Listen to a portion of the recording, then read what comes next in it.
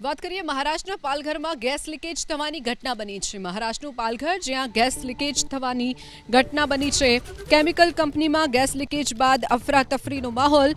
Gas લીકેજના કારણે લોકો રસ્તામાં બેભાન થઈ ગયા હોવાની પણ ઘટના। બોईसर जीआईडीसीમાં આવેલી કંપનીમાં ગેસ લીકેજ થવાની ઘટના બની છે, જેમાં કામદારો જીવ બચાવવા આમ તેમ ભાગતા નજરે પડ્યા છે। તો કામદારો જીવ બચાવવા માટે નાસભાગ કરતા પણ નજરે પડ્યા। ગેસ લીકેજ પર કાબુ મેળવવાના પ્રયાસો હાથ ધરવામાં આવ્યા છે।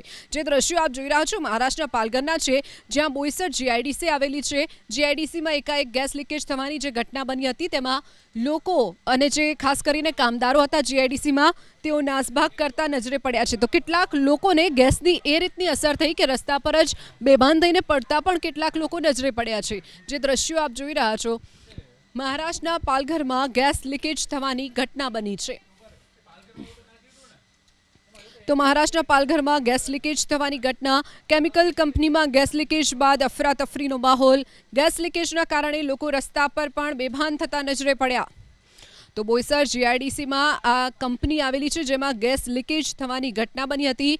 આખા વિસ્તારમાં જાણે કે વાતાવરણમાં પલટો આવી ગયો તે પ્રકારના દ્રશ્યો સામે આવ્યા હતા। ગેસ લીકેજ એટલો ભયાનક હતો કે કામદારો પોતાનો જીવ બચાવવા માટે આમથી તેમ ભાગતા નજરે પડ્યા।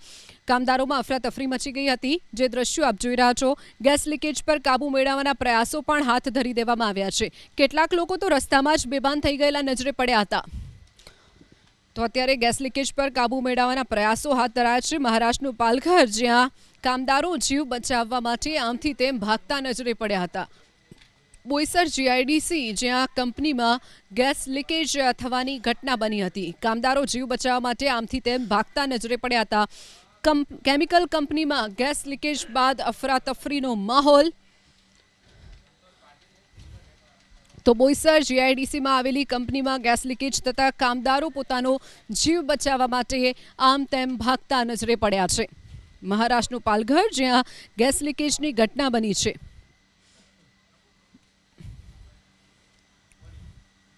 તો પાલઘરથી हमारा संवाददाता संतोष पाटिल अपनी साथ फोन लाइन पर जुड़े गया है। जी संतोष जी, जिस तरह से गैस लीकेज की घटना बनी है, क्या है ज्यादा जानकारी? लगभग 2:30 बजे की घटना है ये। और जो भगेरिया कंपनी है, जो केमिकल कंपनी है, इसमें ओलियम गैस का रिसाव हुआ था और इसकी वजह से ये घटना घटी थी। अभी लगभग 4 घंटे बाद ये रिसाव है वो कम हुआ है। जो फायर ब्रिगेड है और ये सब उधर घटनास्थल पर है और अभी रिसाव कम हुआ है। और जब पुलिस है वो पुलिस सबके ऊपर काबू रख रही है।